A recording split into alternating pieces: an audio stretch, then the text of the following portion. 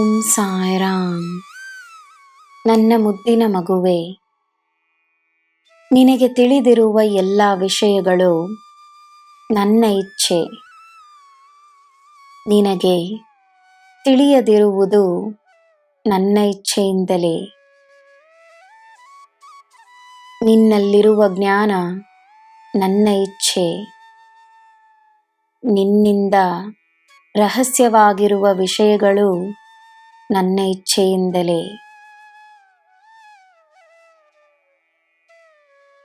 ಯಾರ ಮನಸ್ಸಿನಲ್ಲಿ ಯಾವ ಭಾವನೆಯೋ ಅವರ ಜೀವನದಲ್ಲಿ ಅಂಥ ಪರಿಸ್ಥಿತಿಗಳು. ಸದಾ ಸಂತೋಷವಾಗಿ ತೃಪ್ತವಾಗಿರುವ ಮನಸ್ಸಿಗೆ ನೆಮ್ಮದಿ ಇರುತ್ತದೆ. ನಿನ್ನ ಎಲ್ಲ ಕಾರ್ಯಗಳಲ್ಲಿ ನಾನಿದ್ದೇನೆ. ನಿನ್ನ ಕಾರ್ಯಗಳನ್ನು ಸಂಪೂರ್ಣಗೊಳಿಸುವುದು ನನ್ನ ಹೊಣೆ. ನಿನಗೆ ಒಳ್ಳೆಯ ಹೆಸರು ಮಾತ್ರವೇ. ನಿನಗೆ ನನ್ನ ಭರವಸೆ ಇರುವಾಗ ನೀನು ಧೈರ್ಯವಾಗಿರು.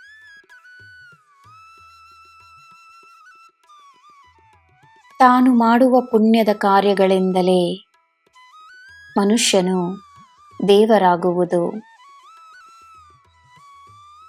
ಗೌರವವನ್ನು ಕೇಳಿ ಪಡೆಯದೆ ಸಂಪಾದಿಸಿಕೊಳ್ಳುವ ವ್ಯಕ್ತಿ ಎಲ್ಲ ದೇವರು ದೇವತೆಗಳ ಅನುಗ್ರಹವನ್ನು ತಾನಾಗೆ ಪಡೆದುಕೊಳ್ಳುತ್ತಾನೆ.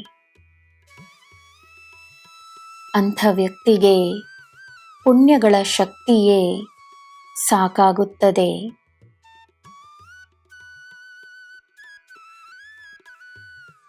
ನಿನ್ನ ಮಾತಿಗೆ ಬೆಲೆ ಬೇರೆಯವರು ನೀಡುತ್ತಾರೋ ಇಲ್ಲವೋ ನೀನು ನೀಡಿದರೆ ಸಾಕು.